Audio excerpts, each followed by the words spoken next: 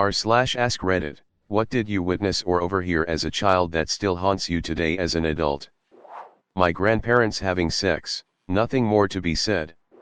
My father met my mother when she was very young in a foreign country. Due to age difference, he was 40, she was 25, they would argue a lot. My mom being young, she wanted to go out a lot and live her life. I walked up into their room once, my father trying to suffocate my mother with a pillow. I was around 6 years old. When my father saw me, he completely stopped. He loved me so much despite the problems with my mother, and jumped in to hug me and took me to the other room. She called the police and put a restriction order on him. To this day my mother says I saved her life, but that image has never left. From my bed, if the doors were both open, I could see my parents' bed. I heard noises and woke up one night, and saw them going at it, made sure my door was closed every night from then on. My parents have a story each that they tell from time to time regarding their childhood. My mother was playing outside one day when she looked up and saw what she thought were fireworks. She thought they were pretty, but then she noticed other adults coming outside and crying or yelling. Turned out a plane had blown up just above her hometown. The kids were ordered inside, and apparently the adults were asked by the authorities to go up on their roof and look for debris. My grandfather found not just plane pieces but body parts on his roof, which apparently my mother caught sight of as he was cleaning them up. My dad's story is much more straightforward. He walked into the garage one day to discover the family car running. Despite all the garage doors and windows being shut, he turned the car off and then discovered that his father, my grandfather, was in the trunk, apparently intent on killing himself. My grandmother apparently came into the garage at that point and immediately ordered my dad out. However, they never talked about it afterwards and denied it ever happened, something which shook my dad pretty badly. For what it's worth, my grandfather did live a long life afterwards, and he seemed happy for as long as I knew him, which, granted, was several decades after this event took place. When I was 9 years old, my mom had a hysterectomy, so my aunt came over to babysit me for a few days while she was in the hospital. The day my mom was supposed to come home, she called the house and asked to speak to my aunt. My aunt is hard of hearing, so she put the phone on speaker. As I was walking away, I heard my mom say, "She can't hear you, right?" My aunt replied no, and my mom proceeded to tell her that there was complications with the surgery, and that the night before, as she had gotten up to go to the bathroom, her stitches had come undone. She bled out onto the floor and a nurse found her on the ground. She was worried she wasn't going to make it.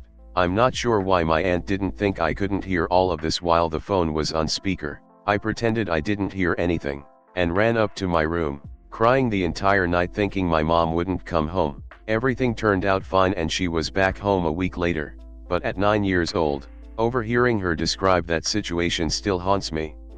When I was 10, my grandmother said, "If you would have just answered the phone, none of us would be here now, would we?" At my dad's funeral after he committed suicide, and I was his last phone call. Think about that every day of my life. That my dad thought that my mom was just overreacting to a stomachache and wouldn't take her to a hospital, but in reality her appendix was about to explode. Thank God my uncle brought her to a hospital, otherwise she would be gone by now. Still messes up my viewpoint on my dad 20 years later. My mom's boyfriend at the time decided a good punishment for me at about 7 was to lock me out of the house, in a super thin nightgown, at about 10 p.m. in winter. Luckily my grandparents lived across the yard, so my barefooted self walked through the snow to ask if I could stay with them. Obviously my grandfather was outraged, so he went over there to knock some sense into the guy. I was dumb and went back to the house to see my mom standing between my grandfather and her boyfriend, holding a knife to her wrist and basically saying if my grandfather tried to do anything to him she'd kill herself. That's just one of many fun stories I have of that lovely man who is now my stepdad. When I was around 8 or 9, a girl who was a sister of a classmate was brutally beaten, raped, and bound with a blanket and chains and thrown into the river in my town. They still don't really know if she was alive or dead before she went into the water. I think I was 6 or 7 years old and was going to the grocery store with my mom and grandma when we saw a really bad accident. A kid, who hadn't been wearing a seat belt, flew out the windshield and landed in front of my mom's car. My mom ripped my shirt off and ran to help stop the bleeding while they tried to get help. I don't remember if cell phones were a common thing at the time. but it felt like an eternity of screaming until an ambulance arrived. I don't actually know if the kid survived, but the way his body just landed like a bag of bricks is forever burned into my brain. Edit. Thank you for the awards. I wanted to add a few things. I asked my mom about it, and the boy made it. He had to have a lot of surgery, but he's alive and healthy today, more than the body landing. The thing that I've never forgotten about the accident was how quickly my mom responded to the situation. She'd been a nurse before coming to the US and never forgot how to react to a person in need of medical attention. I'm very proud of my mom for her actions that day. At 9 years old, I walked in on my uncle beating my aunt. I stayed the night with my cousins often.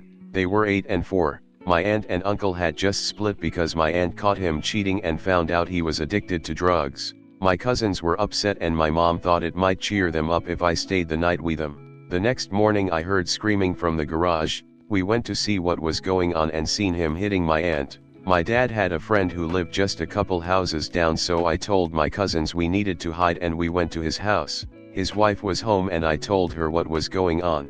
She brought us inside and called 911, then my parents. My uncle was gone before the police got there, but he was arrested and sent to prison. My aunt didn't have any serious physical injuries, thankfully. My mom has been with her abusive boyfriend for about 10 years. He's not physically abusive anymore, but from ages 8-13 I watched him do so many things to my mom. I've watched the number of holes in the walls grow by the week. I've heard my mom scream my name, yelling at me to call the police. I've watched my mom try to burn the house down. I stopped her from doing so. She was drunk and high, but the one thing that still pops into my head is the night where she screamed my name. I came running out, and I watched him pick my tiny mother up and throw her against a shelf and a microwave. The kind of shit you see in movies where they make it look so easy to just pick somebody up and throw them. I've moved on from my past, but that one memory really haunts me.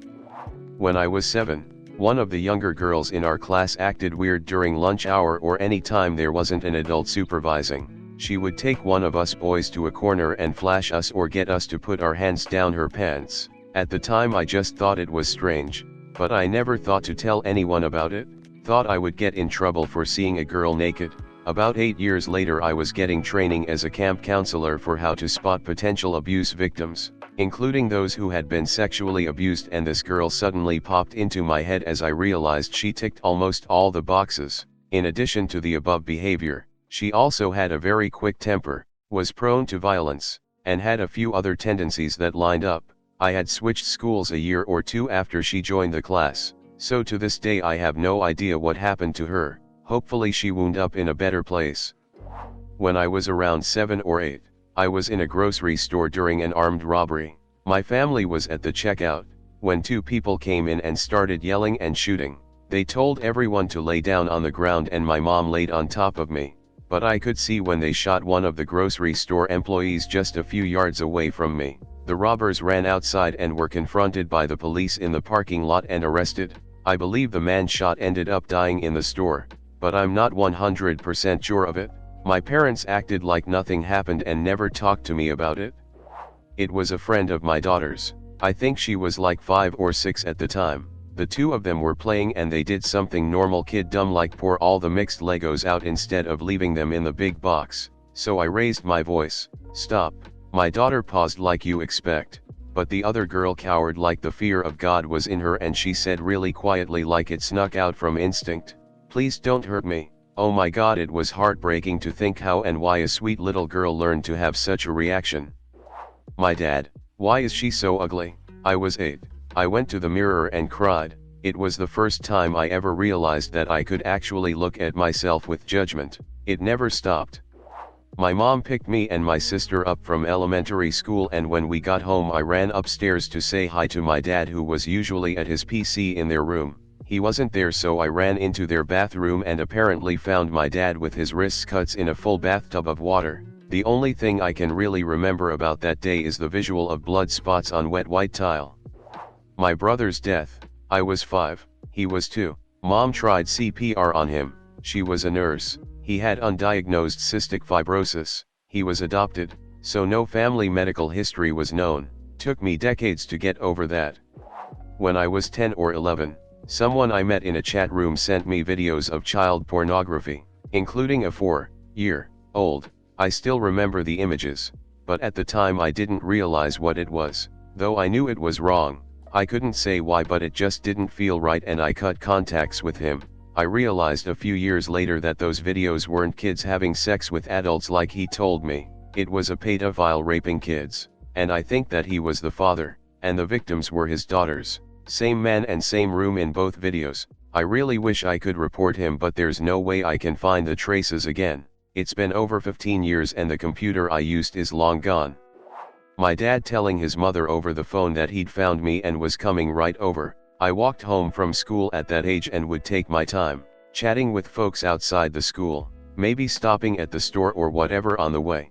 But that day I was taking a bit on the longer side. She'd called him to come over because she'd just found my grandfather had shot himself in the head. My father had, in a panic, wanted to ensure I was home safe before he went over to help her. I still feel so guilty for delaying him. He was so upset, not mad at me, just trying to not cry, I think. Breaks my heart seeing how many parents were their child's first heartbreak/trauma.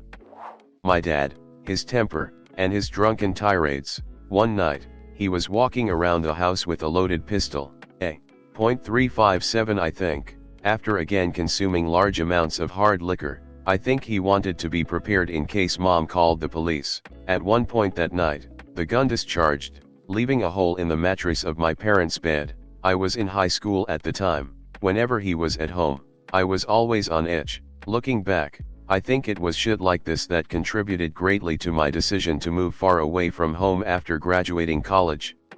In middle school, me and a group of friends skipped school one day to go to play a soccer match. One of our friends arrived late to the match and with the first touch of the ball he literally blew the ball. He made it explode with one kick. So we couldn't find anything to do, then he suggested to go to swim in the swamp. We all agreed BCZ it was hot that day. When he suggested it we all thought he can swim like it's a normal thing for him. Turns out he couldn't swim and drowned that day and we couldn't do anything BCZ. We were like 12 years old at that time and we have no idea how to save someone.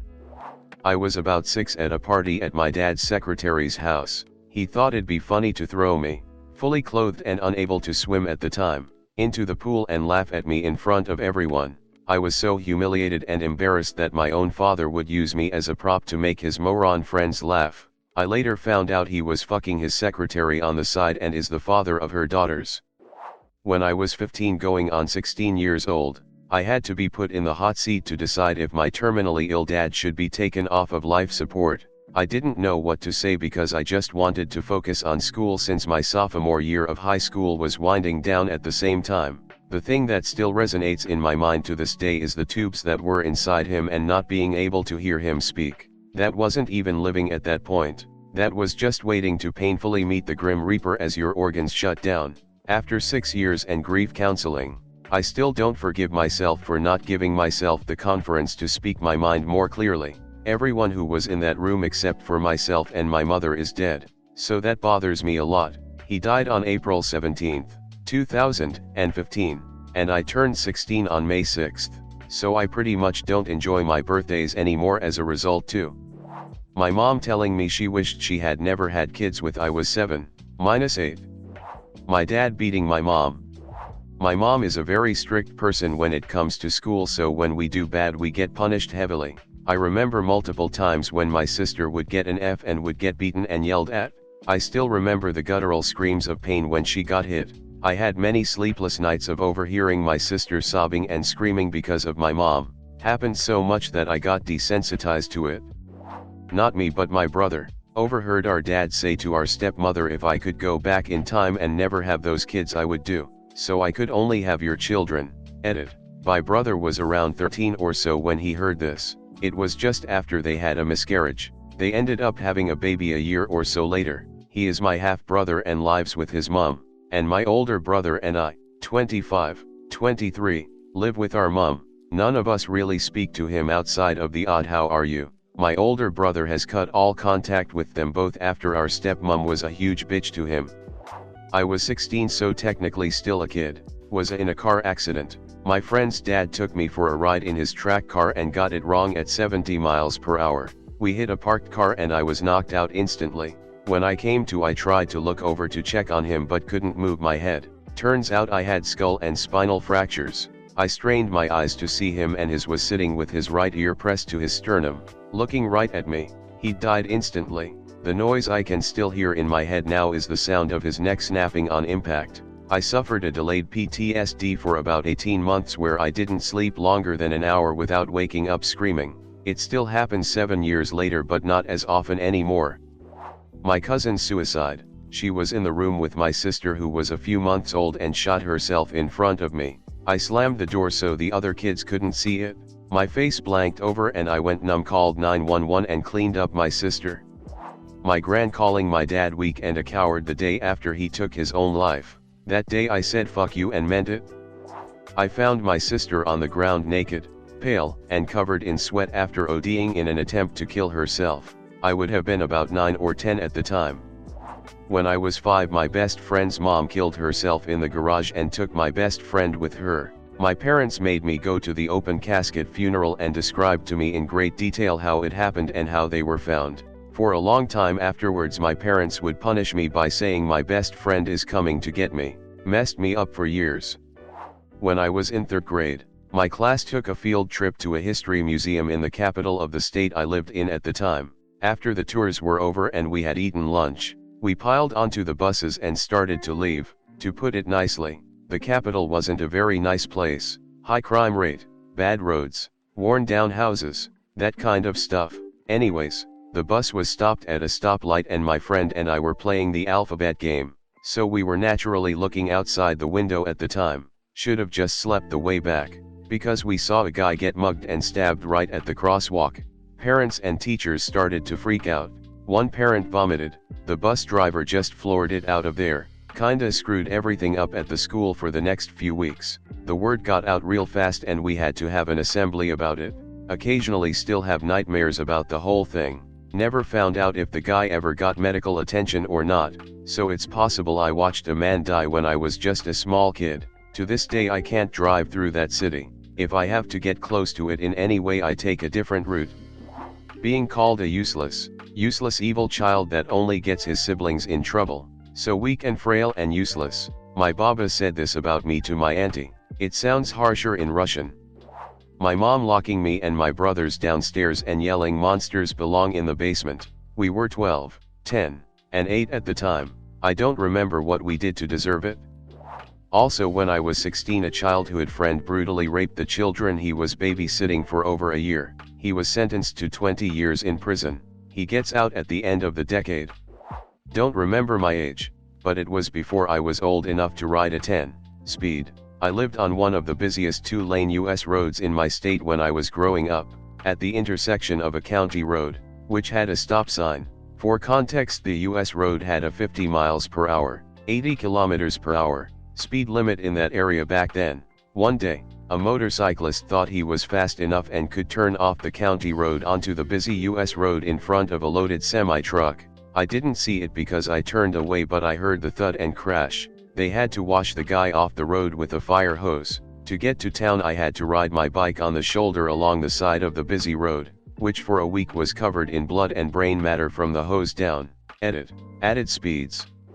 My mom, aunts, and grandmother quietly discussing the possibility that one of my cousins was not actually related by blood. Little jugs have big ears, and whilst all my other cousins were running around like chickens with their heads cut off, I was reading a book in the living room until the subject matter being discussed piqued my interest. Years later my uncle divorced his wife because it turned out to be true. Sadly, he did not want anything to do with the little boy who for years had grown up as one of us. I haven't seen him since he was 6 and I was 10.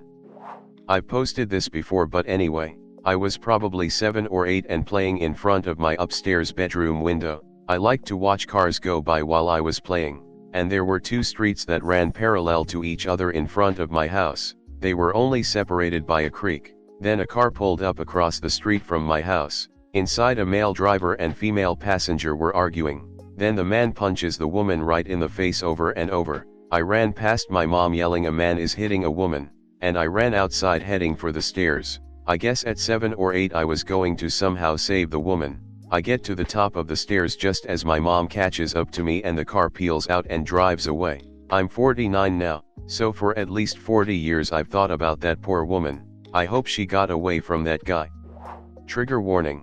My mother grabbing a handful of my sister's hair and pounding her head on the floor with one hand and my stepfather's revolver in the other hand, screaming that she knew my sister had been out in the woods **ing boys. My sister was 11 years old, had snuck out to have a cigarette. My mom was very intoxicated at the time. I, 15F, was getting my impacted wisdom teeth out.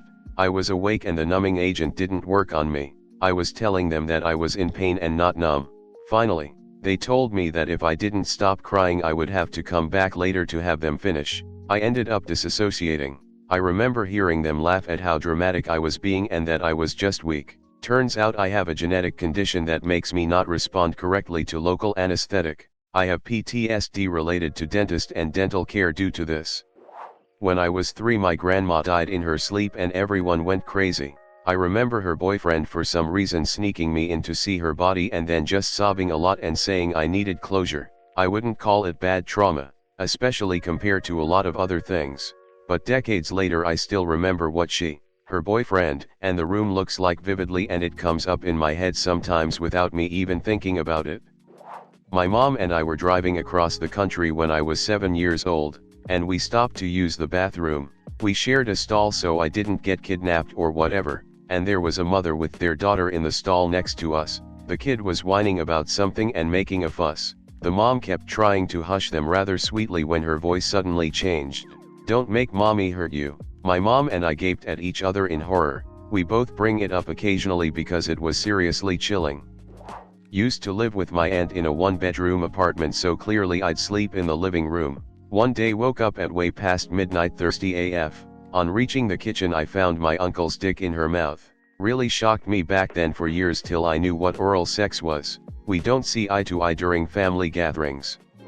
This happened when I was in elementary school. During recess a runaway dog still attached to its lead tried to jump the fence and the lead got caught. For 30 minutes we watched the dog struggle and subsequently hang itself because none of the teachers would go cut it loose or let any of the students go near it. I assume because of liability issues if it were to bite anyone. By the time animal control got to the scene the dog was dead. They just threw it in a trash bag. I love dogs. It fucked me up for a long time. I wish I'd done something. At a family cookout, my grandmother was talking to my uncle about the time she was raped. I was sitting right beside her. I heard it all. No one has ever remembered anything so vividly ever since. Never have I ever been so pissed at humanity for what people do to others until that point. Edit. Forgot to mention that she was talking about it to the uncle who was the outcome of the unfortunate event. I don't know why she did not get an abortion or something, but I am glad she did not because he is an amazing family member. You've made it through the whole video. If you enjoyed it, consider subscribing for more videos every day. I upload 2 videos every single day.